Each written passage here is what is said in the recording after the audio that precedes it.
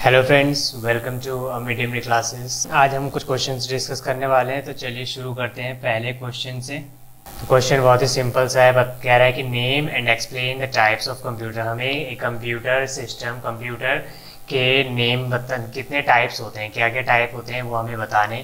ठीक है, या फिर क्वेश्चन ऐसे फ्रेम हो सकता है कि एक कंप्यूटर को साइज के बेसिस पे किन किन टाइप्स में डिवाइड किया जाता है, क्योंकि कंप्यूटर के जो टाइप होते हैं वो अलग अलग बेसिस पे डिवाइड होते हैं। कंप्यूटर के जो टाइप हैं वो दो तरीके से हम देख सकते हैं। ठीक है, जैसे मैं बताता हूँ आपको कि टाइप्स ऑफ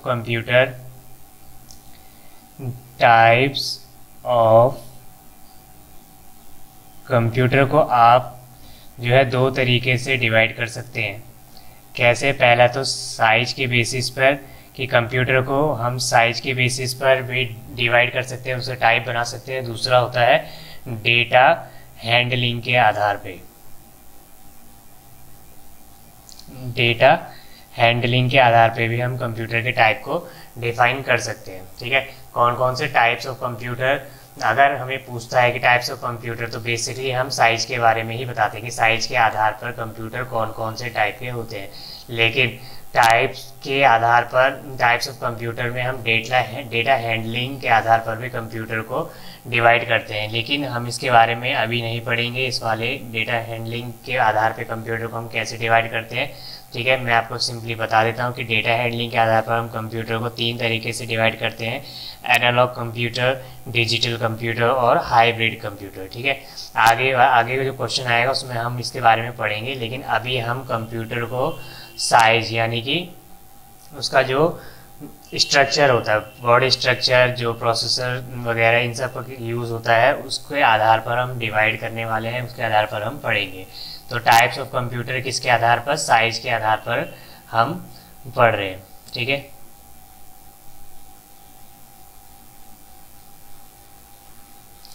तो सबसे पहले देखते हैं टाइप के आधार, यानी कि साइज के आधार पर कंप्यूटर को हम कितने पार्ट्स में डिवाइड कर सकते हैं।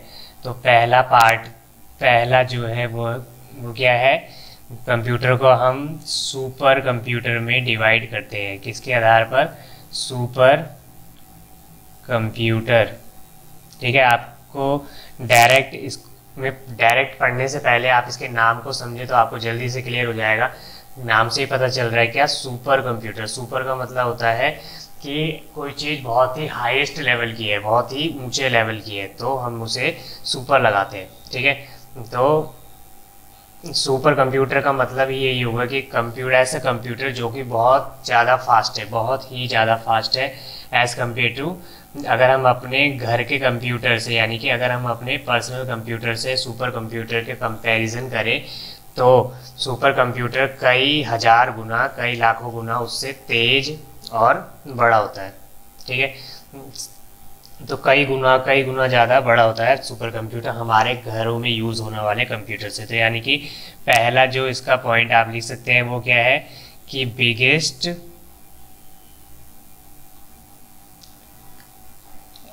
एंड फास्टेस्ट,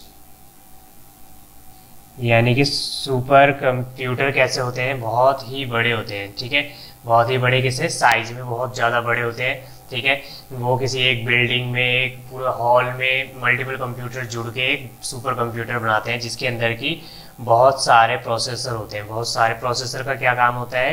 किसी भी कंप्यूटर सिस्टम के अंदर सबसे मेन इंपॉर्टेंट पार्ट क्या होता है? प्रोसेसर, जिसका काम होता है डेटा को प्रोसेस करना, डेटा की कैलकुलेशन करना और उसको यूज़र को दिखाना। तो एक सुपर कंप्यूटर के अंदर क्या होता है? मल्टीपल प्रोसेसर्स होते हैं। ठीक है, तो ये कैसा होता है? Biggest and fastest. बिगेस्ट किस वजह से होता है? क्योंकि इसके अंदर बहुत सारे यूनिट्स काम कर रही होती है, मल्टीपल यूनिट्स का मतलब है कि माइक्रो प्रोसेसर्स होते हैं। ठीक है, इसके अंदर कई हजारों प्रोसेसर एक साथ काम करते हैं। ठीक है, और भी बहुत सारे हार्डवेयर डिवाइसेस काम कर रहे होते हैं इसके साथ। ठीक है, वो हार्डवेयर डिवाइसेस बहुत तरीके के हो सकते हैं, वो लाखों स्टोरेज डिवाइसेस हो सकते हैं। ठीक है, इनपुट आउटपुट डिवाइसेस हो सकते हैं, इसलिए इसका साइज बढ़ता ही जाता है। और फास्टेस्ट क्यों होते हैं, क्योंकि इसमें बहुत सारे प्रोसेसर्स यूज़ होते हैं, कई हज़ारों प्रोसेसर मिलके एक सुपर कंप्यूटर बनाते हैं, इसलिए ये बहुत अधिक फास्ट होता है। ठीक है, यानी कि बिगेस्ट यानी कि बहुत बड़ा, फास्टेस्ट मतलब सबसे तेज कंप्यूटर, जिसको हम सुपर कंप्यूटर कहते हैं। तो पहला पॉइंट क्या पढ़ा हमने, बिगेस्ट एंड फास्टेस्ट। ठीक है, दूसरा पॉइंट क्या है, process for huge amount of data, यानी कि क्या प्रोसेस करता है ये, ह्यूज अमाउंट ऑफ डेटा, यानी कि सुपर कंप्यूटर किस लिए बनाया जाता है कि बहुत बड़ी मात्रा में डेटा को प्रोसेस किया जा सके। डेटा का मतलब आप समझते होंगे, डेटा का मतलब जो भी हम उससे काम करवा रहे हैं, जो भी हम उसके अंदर इनपुट डाल रहे हैं, कीबोर्ड, जो भी किसी की इनपुट डिवाइस की मदद से।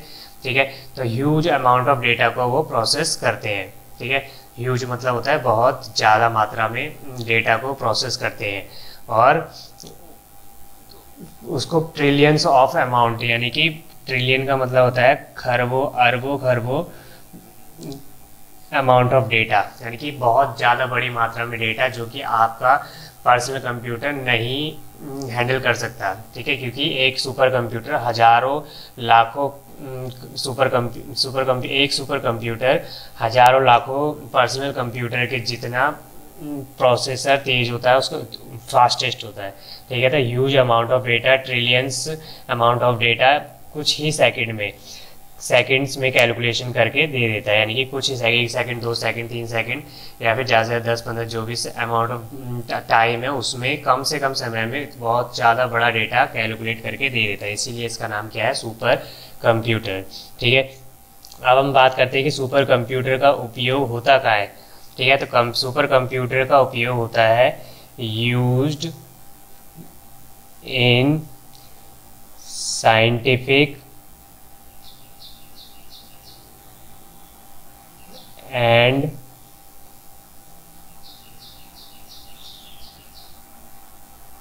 इंजीनियरिंग एप्लीकेशंस के लिए। ठीक है, यानी कि जो सुपर कंप्यूटर है उनका उपयोग कहाँ कहाँ होता है, साइंटिफिक एप्लीकेशंस के लिए, इंजीनियरिंग एप्लीकेशंस के लिए। अब जैसे बात करें साइंटिफिक एप्लीकेशन का मतलब है यहाँ पर साइंटिफिक यूज़ के लिए ऐसे कंप्यूटर का उपयोग किया जाता है। जैसे कि हम बात करें कि वेदर फोरकास्टिंग। ठीक है, वेदर फोरकास्टिंग मतलब जैसे मौसम का अनुमान लगाया जाता है मौसम वैज्ञानिकों के द्वारा। ठीक है, कि कब बारिश होगी, किस समय कौन सा बादल कब होगा, कहाँ पर होगा। ठीक है, किस क्षेत्र में किस समय पर बारिश होगी, तापमान क्या है। ठीक है, अगर 2 दिन बाद का तापमान अगर आप गूगल पर सर्च करें तो अभी से 1 हफ्ते बाद का भी तापमान, बारिश होगी, बादल होंगे या नहीं होंगे, ये सब अनुमान 1 हफ्ते पहले 1 महीने पहले लगभग लगा लिया जाता है। तो ये किसकी मदद से लगाया जाता है, सुपर कंप्यूटरों को इन मदद ली के। ठीक है, इसमें मदद ली जाती है सुपर कंप्यूटर्स की। ठीक है, तो अभी हमने बात की वो कैसे करते हैं, क्योंकि वो फास्टेस्ट होते हैं, उसमें बहुत सारे प्रोसेसर्स काम कर रहे होते हैं एक साथ। ठीक है, तो और इंजीनियरिंग एप्लीकेशंस, ऐसे इंजीनियरिंग स्ट्रक्चर जो कि बहुत ही बड़े, जैसे अगर आप बात करें कि कई बड़े बड़े प्रोजेक्ट्स जो जिसमें कई अमाउंट ऑफ बहुत ज़्यादा पैसा लगा होता है। ठीक है, जिसमें गलती की गुंजाइश नहीं रहती। ठीक है, गलती नहीं की जा सकती, तो ऐसी जगह सुपर कंप्यूटर्स का उपयोग किया जाता है। ठीक है, तो वेदर फोरकास्टिंग हो सकता है वो, या फिर कुछ भी हो सकता है बहुत, या फिर अगर आपने सुना होगा ये नाविक का नाम सुना होगा, एक भारत का अपना जीपीएस सिस्टम है जिसके लिए भी सुपर कंप्यूटर का उपयोग किया जाता है। ठीक है, तो ये पहला था सुपर कंप्यूटर साइज के बेसिस पे। दूसरा है मेन फ्रेम कंप्यूटर। ठीक है, हम कंप्यूटर के टाइप पढ़ रहे हैं किसके बेसिस पे, साइज के बेसिस पे। ठीक है, दूसरा क्या है, main frame computer, main frame. ठीक है, मेन फ्रेम कंप्यूटर का क्या मतलब है कि ये सुपर कंप्यूटर से थोड़ा कम होता है। मतलब अगर हम बात करें तो इसका काम क्या होता है कि थाउजेंड्स ऑफ यूजर्स एक साथ इसमें काम कर सकते हैं, यानी कि कई हजार यूजर, थाउजेंड्स ऑफ यूजर्स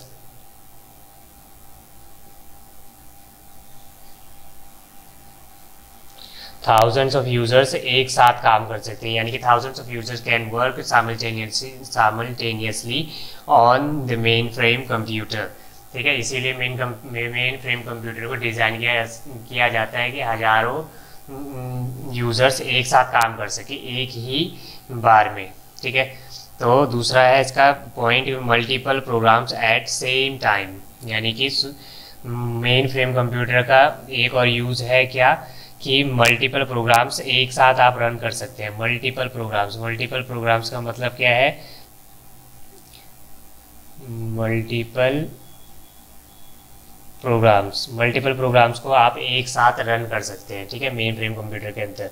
तो मल्टीपल का मतलब हो गया एक से ज़्यादा।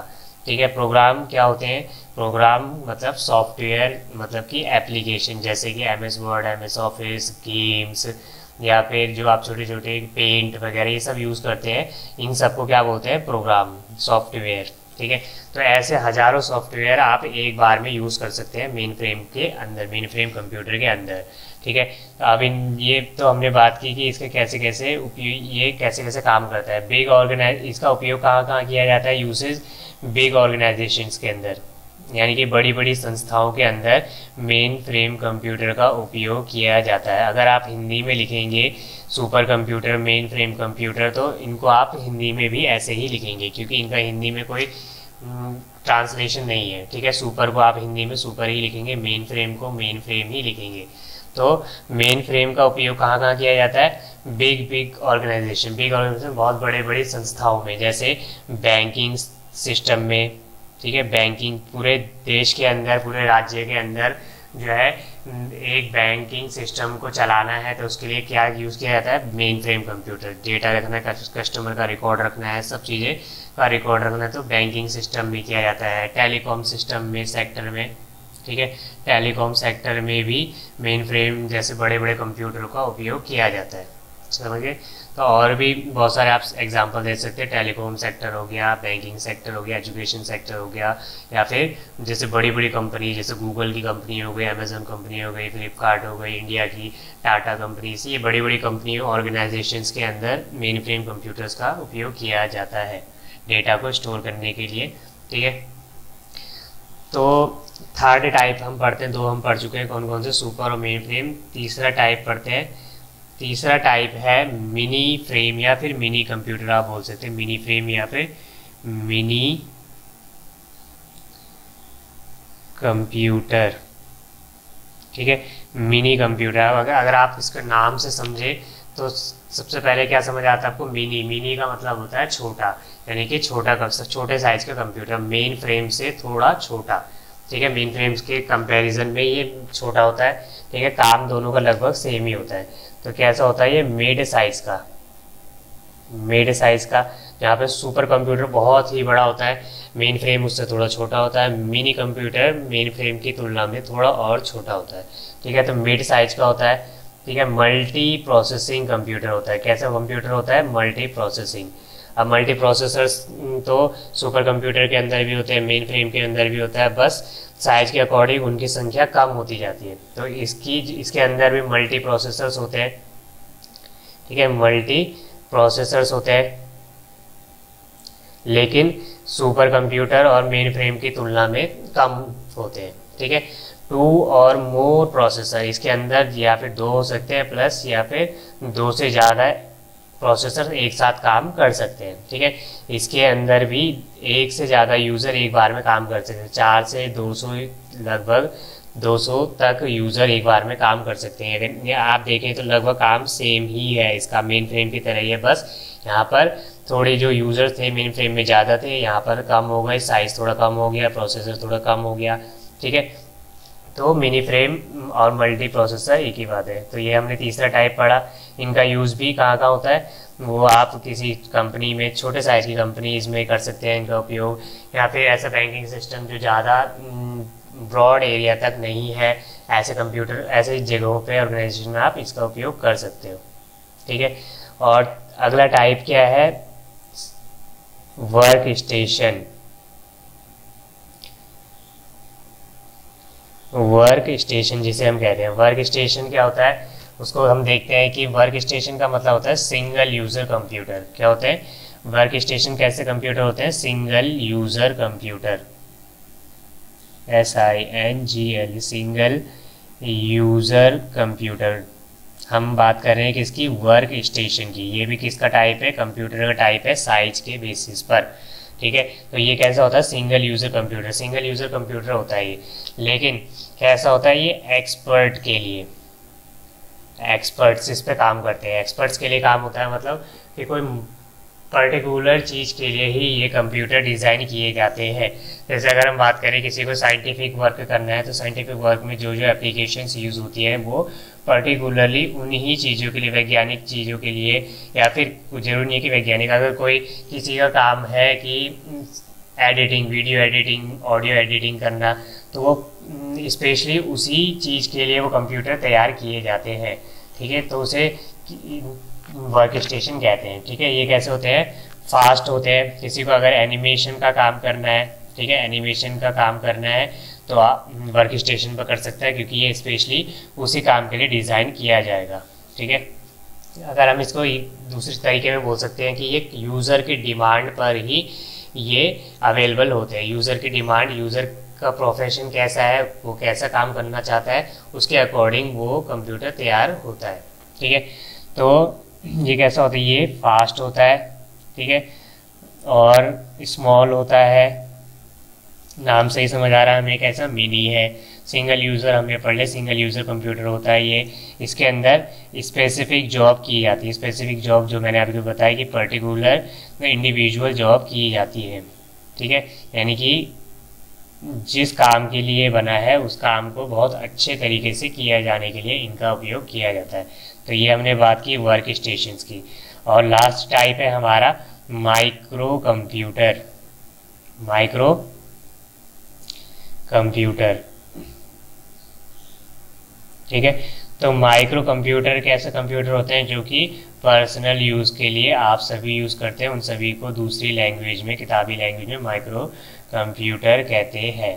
ठीक है, पर्सनल यूज़ के लिए यूज़ करते हैं। जैसे कि बोले घर पे आपके जो भी लैपटॉप हो गया या फिर आपके जो कंप्यूटर हो गया, ठीक है, ये सब क्या कहलाते हैं? Micro computer. ये सिंगल यूज़र होते हैं। ठीक है, सिंगल यूज़र कंप्यूटर होते हैं, होम यूज़ के लिए होते हैं। ये किसके लिए होते हैं? होम यूज़ कंप्यूटर होते हैं, घर के उपयोग के लिए, छोटे मोटे कामों के लिए होते हैं। प्रेजेंटेशन करनी है आपको, आपको असाइनमेंट तैयार करना है, ठीक है, इसके अंदर माइक्रो प्रोसेस तो हर चीज़ के अंदर होता ही है। मोबाइल के अंदर भी होता है, कंप्यूटर के अंदर भी होता है। ठीक है, तो इसके अंदर भी होगा डेफिनेटली। तो पर्सनल यूज़ के लिए ये कंप्यूटर उपयोग किए जाते हैं। पर्सनल यूज़ मैंने आपको बताया, आपको असाइनमेंट रेडी करने हैं, आपको एनिमेशन बनाना छोटे मोटे, या फिर स्कूल रिलेटेड, एजुकेशन रिलेटेड में काम करने हैं, तो ये सब माइक्रो कंप्यूटर पर्सनल यूज़ के लिए उपयोग किए जाते हैं। तो हमने पढ़ा टाइप्स ऑफ कंप्यूटर। ठीक है, और टाइप्स ऑफ कंप्यूटर के हमने अंदर पढ़ा कि साइज के आधार पर हमने कंप्यूटर देखे कि कौन कौन से होते हैं। सुपर कंप्यूटर होता है, मेन फ्रेम कंप्यूटर होता है, मिनी फ्रेम कंप्यूटर होता है, या फिर इसको मिनी फ्रेम को मिनी कंप्यूटर भी बोल सकते हैं। फिर वर्क स्टेशन आता है, फिर माइक्रो कंप्यूटर आता है। ठीक है, तो ये 5 हमने डिवाइड किए टाइप साइज के आधार पर। ठीक है, तो अगला क्वेश्चन देखते हैं हम। तो फ्रेंड्स, हमारा जो सेकंड क्वेश्चन हम डिस्कस करने वाले हैं वो है कि हमें बताना है discuss about input and output. ठीक है, किसके बारे में बात करने वाले हैं हम? इनपुट और आउटपुट। Input and output. ठीक है, इनपुट और आउटपुट के बारे में हम बात करने वाले हैं। ये क्या होता है और इनपुट आउटपुट डिवाइसेस से आप क्या समझते हैं, ये हमें बताना। What do you understand by input and output devices? ठीक है, ये आपने बहुत बार यूज़ भी किए हुए हैं, बट इनको एक बुक की लैंग्वेज देने की ज़रूरत है। ठीक है, तो सबसे पहले समझते हैं इनपुट का क्या मतलब होता है और आउटपुट का क्या मतलब होता है। तो अगर आप इनको ब्रेक करें तो इनपुट किससे मिलकर बनता है? इन प्लस पुट से। ठीक है, तो इन और पुट। आउटपुट को हम अगर हम ब्रेक करें तो आउट प्लस पुट। ठीक है, तो इनपुट प्लस आउटपुट किससे बनता है? अगर हम इन की बात करें तो इन का मतलब होता है अंदर जाना। ठीक है, और आउट का मतलब होता है बाहर की ओर। ठीक ठीक है। तो इन्हीं से मिलकर बना है इनपुट और आउटपुट। तो सिंपल से लैंग्वेज टेक्निकल टर्म में इनपुट आउटपुट का यूज़ होता है। तो इनपुट का मतलब हो गया कि जो कि यूज़र के द्वारा, इनपुट का क्या मतलब हो गया, यूज़र के द्वारा जो है कंप्यूटर के अंदर कोई टास्क डाला जा रहा है, कोई काम यूज़र के द्वारा कंप्यूटर को दिया जा रहा है, ठीक है। यानी कि क्या यूज़ हो रहा है, इन का, इन मतलब यूज़र से कंप्यूटर की तरफ जा रहा है, कंप्यूटर के अंदर जा रहा है, ठीक है। तो इसलिए हम इसे क्या बोलते हैं, इनपुट, ठीक है। इनपुट का मतलब हो गया कि हमने यूज़र कोई भी हो सकता है, वो यूज़र आप हो सकते हैं, मैं हो सकता हूँ, कोई भी हो सकता है। यूज़र का मतलब है जो पर्सन यूज़ कर रहा है, ठीक है। तो यूज़र ने इनपुट डाला कंप्यूटर के अंदर, ठीक है। वो किसकी मदद से डाल सकता है, वो कीबोर्ड उसका यूज़ कर सकता है, ठीक है, कीबोर्ड का यूज़ कर सकता है। कि इनपुट का मतलब कि इसने कंप्यूटर कीबोर्ड की मदद से ABCD जो भी दबाया, एंटर दबाया, बैक स्पेस दबाया या फिर नंबर डाले, उसको कुछ ना कुछ इनपुट दिया कंप्यूटर को, ठीक है। कीबोर्ड की मदद से कर सकता है या फिर माउस का यूज़ कर सकता है। ये सारे क्या है, हमारे इनपुट डिवाइसेस। अगर इनपुट डिवाइसेस के बारे में पूछता है तो क्या क्या होता है इनपुट डिवाइसेस, ऐसे डिवाइसेस जिनका उपयोग, these are the devices which are used for giving the input to the computer. मतलब ऐसे डिवाइसेस, ऐसे यंत्र जिनका उपयोग कि कंप्यूटर को इनपुट देने के लिए किया जाता है। और इनपुट क्या होता है वो हमने अभी अभी बात की कि यूज़र के द्वारा कंप्यूटर में कोई भी चीज़ डालना, कोई भी चीज़ का मतलब कीबोर्ड के थ्रू या माउस के थ्रू कोई डेटा एंटर करना, ठीक है। डेटा एंटर करना तो वो इनपुट कहलाता है। इनपुट किसकी मदद से किया जाता है, वो इनपुट डिवाइसेस की मदद से किया जाता है, ठीक है। कौन कौन से डिवाइसेस हो सकते हैं, बहुत सारे इनपुट डिवाइसेस है, जिसमें से मेनली हम दो को अच्छे से जानते हैं, कीबोर्ड और माउस को बहुत अच्छे से जानते हैं। और भी हो सकते हैं, जैसे अगर हम किसी फैक्स का यूज़ कर रहे हैं, फैक्स मशीन आपने सुना होगा, ठीक है। इनपुट आप एक जगह आप उसमें डेटा एंटर करते हैं, किसी और जगह वो पहुंच जाता है, ठीक है। तो और भी हो सकते हैं, ऐसे ऐसे बहुत सारे इनपुट डिवाइसेस हमारे पास मौजूद है, ठीक है। तो ये है, तो बात की हमने इनपुट की। अब बात करते हैं हम आउटपुट की। तो आउटपुट का मतलब होता है कि कंप्यूटर के द्वारा यूज़र को डेटा वापस देना, ठीक है। पहले इनपुट में क्या था, यूज़र कंप्यूटर को डेटा दे रहा था, यूज़र कंप्यूटर को देता है, लेकिन इसमें क्या हो रहा है, कंप्यूटर यूज़र को डेटा दे रहा है। आउटपुट का मतलब शो कर रहा है। आउटपुट का मतलब क्या होता है कि किसी तरीके से कंप्यूटर, बहुत सारे तरीके हो सकते हैं, उनमें से कोई सा भी तरीका यूज़ किया जा सकता है, ठीक है। कंप्यूटर यूज़र को आउटपुट दे रहा है, ठीक है। तो जैसे कि ये हमने बात की आउटपुट, और वो किसकी, आउटपुट किसकी मदद से लिया जाता है, आउटपुट डिवाइसेस की मदद से, आउटपुट डिवाइसेस की हेल्प से आउटपुट लिया जाता है। वो कौन कौन से डिवाइसेस होते हैं, वो मॉनिटर होता है, ठीक है। मॉनिटर मतलब जो आपके कंप्यूटर की स्क्रीन है उसको मॉनिटर कहा जाता है, ठीक है। मॉनिटर में आप देखते हैं कि आपने कोई कैलकुलेशन करनी है, ठीक है, 1 + 2 + 3 करना है, तो आपने डेटा उसको दिया कि 1 + 2 + 3 को आप कैलकुलेट करके मुझे दीजिए, यानी कि आपने इनपुट दिया, फिर उसने कैलकुलेट करके आपको जो आंसर दिखाया, जो रिज़ल्ट दिखाया, वो क्या हो गया, आउटपुट हो गया। वो आपने कैसे देखा, वो आपने कंप्यूटर की मॉनिटर स्क्रीन पर देखा। तो मॉनिटर उपयोग होता है, ठीक है। वो प्रिंटर यूज़ हो सकता है, प्रिंटर भी क्या है, एक आउटपुट डिवाइसेस है, आउटपुट डिवाइस के अंदर आता है। यानी कि आपने कोई चीज़ प्रिंट की और आपने वो आपके कंप्यूटर ने, प्रिंटर ने आपको वो दे दिया, ठीक है। या फिर ड्रमर हो सकता है। ड्रमर का मतलब जो बड़े बड़े पोस्टर वगैरह प्रिंट करने के लिए उपयोग किया जाता है, ठीक है। ये सारे क्या है, आउटपुट डिवाइसेस। या स्पीकर को आप आउटपुट डिवाइस कह सकते हैं, क्योंकि वो आपको आउटपुट दे रहा है, वो आपको बाहर कोई चीज़ आपको दे रहा है, ठीक है, सॉन्ग, वीडियो की आवाज़ें वगैरह, ठीक है। तो ये था, हमने इनपुट आउटपुट के बारे में डिस्कस किया, ठीक है। एग्ज़ाम में यही पूछ लेता है कि इनपुट और आउटपुट से आपका क्या मतलब है। इनपुट डिवाइसेस और आउटपुट डिवाइसेस कौन कौन से होते हैं, उनके बारे में, डिवाइसेस के बारे में और अच्छे से डिस्कस करेंगे, ठीक है। तो ये हमारा सेकंड क्वेश्चन। हेलो फ्रेंड्स, जो आपके सामने थर्ड क्वेश्चन है, difference between hardware and software. यानी कि हमें बताना है कि हार्डवेयर और सॉफ्टवेयर में क्या अंतर होता है। तो अंतर से पहले हम जान लेते हैं कि हार्डवेयर क्या होता है। ठीक है, हार्डवेयर का मतलब क्या होता है और सॉफ्टवेयर का क्या मतलब है, इन दो वर्डों को हम पहले समझ लेते हैं। ठीक है, तो देखते हैं। सबसे पहले हम इनके नाम को समझते हैं, क्या कह रहे हैं, हार्डवेयर। ठीक है, और दूसरा है सॉफ्टवेयर। ठीक है, यानी कि ऐसी कोई भी चीज़ जिसको हम फिज़िकली टच कर सकते हैं, फिज़िकली फील कर सकते हैं। ठीक है, जैसे मेरे सामने लैपटॉप है, ये हार्ड है, यानी कि हार्डवेयर। तो कंप्यूटर की लैंग्वेज में ये क्या है, हार्डवेयर।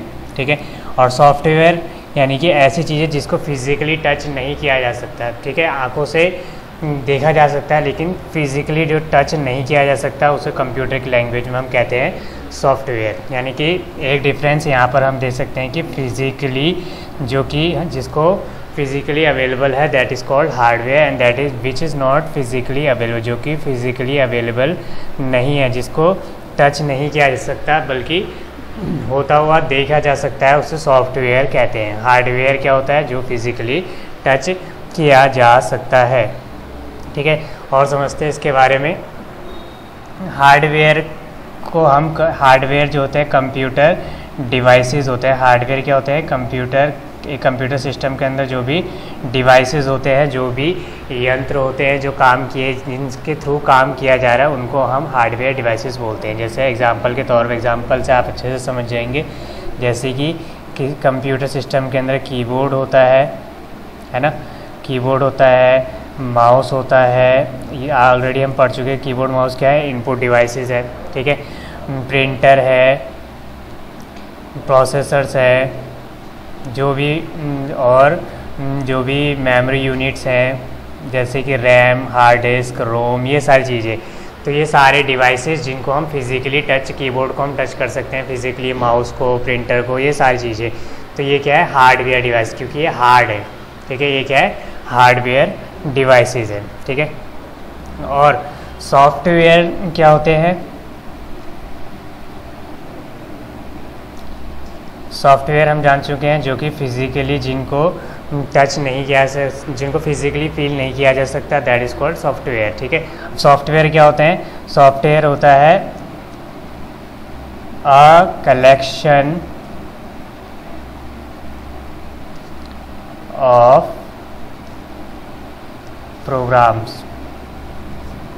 ठीक है, यानी कि अलग अलग प्रोग्राम्स के जो एक मिलके एक कलेक्शन बनता है, उसे हम क्या बोलते हैं, सॉफ्टवेयर। ठीक है, दोबारा समझते हैं, सॉफ्टवेयर क्या होता है, तो एक कलेक्शन ऑफ प्रोग्राम्स, अलग अलग प्रोग्राम्स का मिला के एक कलेक्शन कर दिया जाता है, दैट इज़ कॉल्ड सॉफ्टवेयर। यानी कि आपने सुना होगा अलग अलग तरीके के सॉफ्टवेयर होते हैं। सबसे फेमस जो आपने सुना होगा वो क्या है, MS ऑफिस।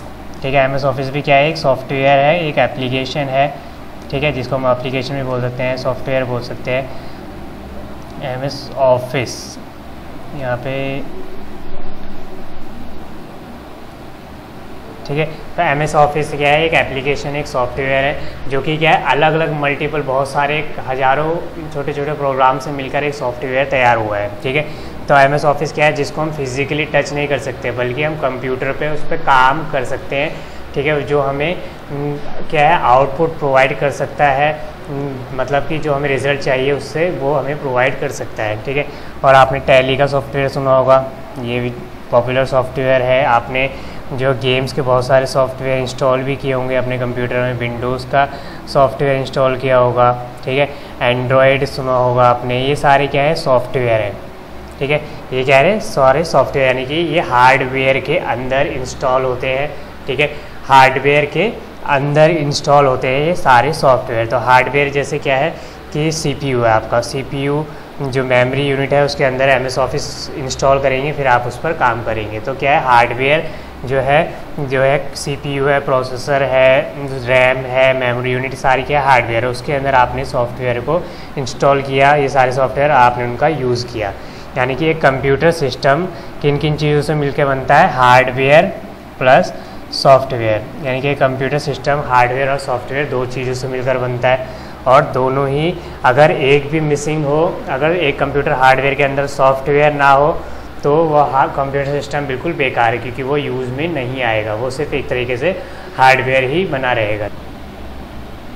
यानी कि कंप्यूटर सिस्टम हार्डवेयर और सॉफ्टवेयर दोनों ही ज़रूरी होते हैं कंप्यूटर सिस्टम के अंदर, ठीक है। अगर अब दूसरी बात करें, इससे सॉफ्टवेयर अवेलेबल हमारे पास और हार्डवेयर नहीं है, ठीक है। यानी कि हमारे पास MS ऑफिस या कोई गेम का सेटअप तो है, लेकिन हमारे पास CPU ही नहीं है, हमारे पास कंप्यूटर सिस्टम ही नहीं है जिसमें हम कि इसमें इंस्टॉल करके चला सकें। यानी कि हार्डवेयर और सॉफ्टवेयर एक दूसरे के परिपूरक है, ठीक है, यानी कि एक दूसरे को कंप्लीट करते हैं। एक मिसिंग है तो दूसरा काम नहीं करेगा, दूसरा मिसिंग है तो पहला वाला काम नहीं करेगा। तो हार्डवेयर और सॉफ्टवेयर दोनों की ही रिक्वायरमेंट होती है कंप्लीट सिस्टम को रेडी करने के लिए, ठीक है।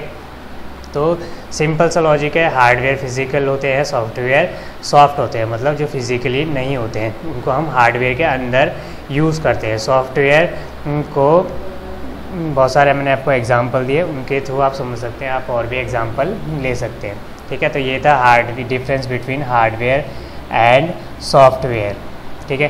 तो हमने 3 क्वेश्चन इस वीडियो में भी करे, तो इन 3 क्वेश्चंस को आप अच्छे से प्रिपेयर कीजिए। If you like our videos please like share and subscribe and thank you for watching.